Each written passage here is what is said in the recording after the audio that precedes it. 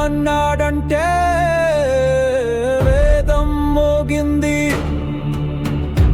ఒక్క అడుగు వేశాడంటే చరిత్ర తల వంచింది.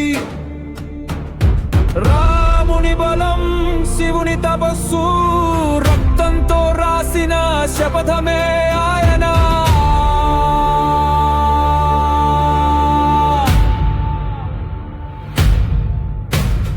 బానిసల గుండెలో ఊపిరై నిలిచాడు, పేదోడు నవ్వితే అది ఆయన రాజ్యం. తలచుకునే ధైర్యానికి వీరమల్లు జనగర్జనగా మారాడు.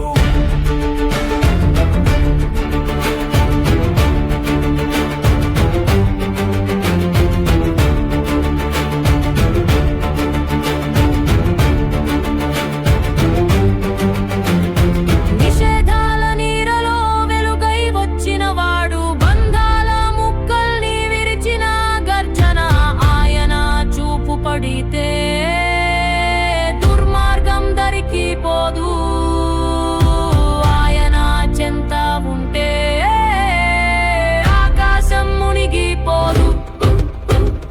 రాజాలు ఆపలేని యోధుడు, ధర్మం పిలిచినప్పుడు ఆలస్యం చేయని వాడు. గర్వపడే దేశానికి ఓ గౌరవ నాయుడు.